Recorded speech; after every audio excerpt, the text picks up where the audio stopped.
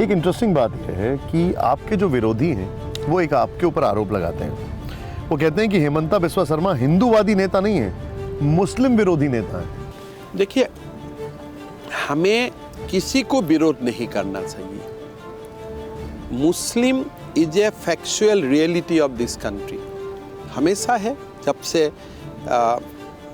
एक प्रकरण स्टार्ट हुआ, दिल्ली को मुस्लिम किंग सुल्तान ने कब्जा किया, तब से देश में मुसलमान संस्कृति या रिलीजियस लोग बढ़ा है। हमें वही करना है कि भाई आपका जो सिविलाइजेशनल पावर है, जो स्ट्रेंथ है, वो आपको ज्ञान का बारे में बोलता है, शिक्षा का बारे में बोलता है। हमारा लक्ष्य यही है कि मुसलमान भी भारतीय बने, मुसलमान भी हमारा सभ्यता संस्कृति का ऊपर श्रद्धा बढ़ाए। हमारा यहाँ में जो नाम है, एक मुसलमान अगर नाम भारतीय लेता है तो क्या उससे उनका रिलीजियस प्योरिटी कॉम्प्रोमाइज होता है क्या?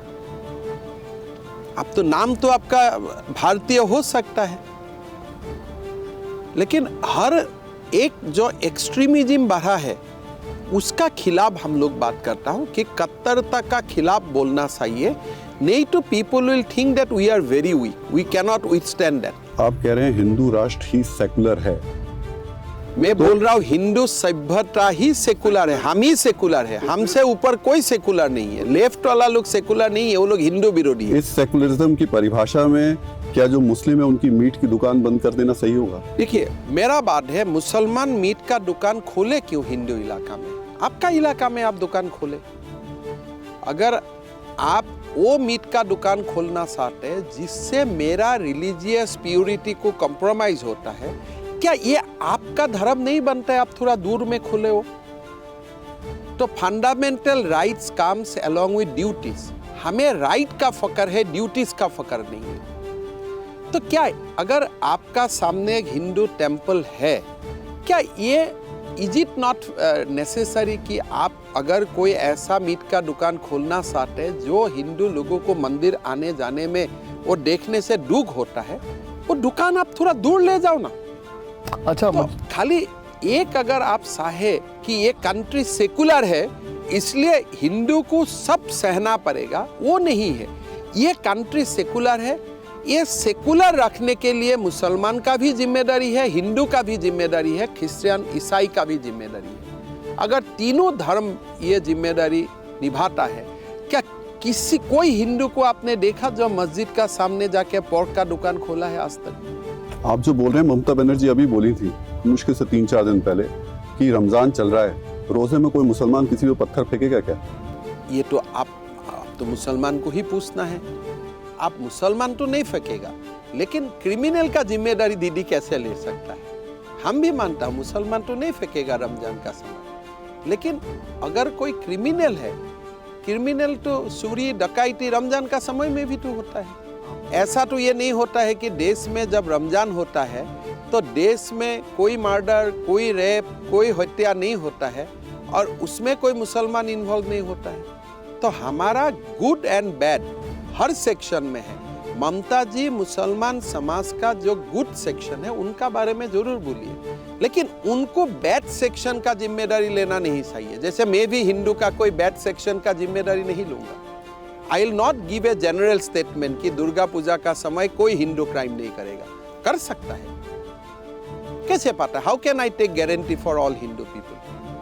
तो थोड़ा दीदी एक कदम आगे चला जाता है, वही प्रॉब्लम है। और उसको अपीजमेंट बोल, आप दीदी को कह रहे हैं, लेकिन आपका वही है ना, एक कदम आगे जाना नहीं चाहिए। आप बोलो कि सच्चा मुसलमान ऐसा नहीं करेगा, it is a qualified statement. But जब आप बोलेगा कोई मुसलमान नहीं करेगा, मतलब हिंदू ही किया है, मतलब आप इनडायरेक्टली हिंदू को गाली दिया है। हेमंता जी, आप इसको अपीजमेंट बोल। आपका ठीक इसका रिवर्स बताया जाता है। आप अभी कर्नाटक में गए, आपने कहा कि हमें मस्जिद नहीं चाहिए, मंदिर चाहिए। हमें बोला कि हमें राम जन्मभूमि में मस्जिद नहीं चाहिए, मंदिर चाहिए। वो कहाँ गलत बोला मैंने? नहीं, लेकिन हमने तो ये नहीं बोला कि भारत में मस्जिद नहीं चाहिए। लेकिन एक मिनट, क्या आपने ये नहीं कहा था कि मदरसे जो हैं वो अलकायदा की फैक्ट्री है? मदरसा तो बंद होना चाहिए भाई देश में, मुसलमान लोगों के लिए, हिंदू के लिए नहीं। अब क्या मुसलमान लोग डॉक्टर नहीं बनना चाहिए?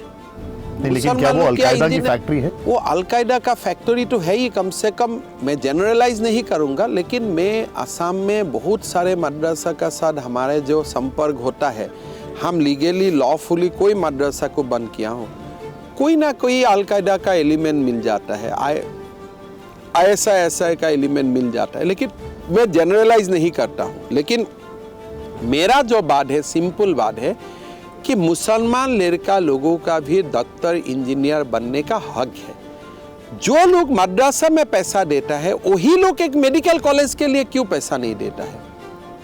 सुबह नमाज हो 5 दफा, वो भी मेडिकल कॉलेज में नमाज हो। नहीं तो फिर आपको मदरसा से दिक्कत क्या है? क्या मदरसा से मेरा यही दिक्कत है कि मदरसा जो पढ़ेगा वो लोग कभी भी जनरल जो प्रोफेशन है उसमें नहीं आ पाएगा।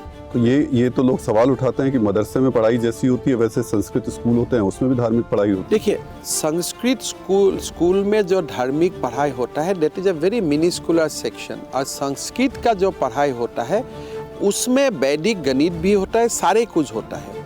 हमारा जो संस्कृत को आप मदरसा से कंपेयर नहीं कर सकते। आज जो भाषा में आप बात कर रहे हैं वो तो संस्कृत से ही आया है। तो संस्कृत इज द मूल ऑफ इंडिया। तो संस्कृत तो हम बोलते हैं एक देव भाषा है बिकॉज ऑफ इस पावर। हम अरबी भाषा संस्कृत भाषा को कंपेयर नहीं कर रहा हूँ, लेकिन मदरसा स्ट्रीम ऑफ एजुकेशन वो बच्चा का ऊपर जबरदस्ती नहीं होना चाहिए। कोई ऑप्शन ले ले आफ्टर 16 ईयर्स अटेनिंग एज कि मैं जोना भी बनना है मेरा, तो आप जरूर जाइए। बच्चा लोगों को जबरदस्ती दाखिला मत कीजिए बिकॉज दे आर पोर। जो मन से पढ़ना चाहे वो तो पढ़े, मैं क्यों आपत्ति करूंगा। India is a democratic country. अगर आप 16 साल का बाद मन से पढ़ना चाहते हैं मदरसा आप जाओ, लेकिन कम से कम बचपन में इसको जबरदस्ती मत भेजो।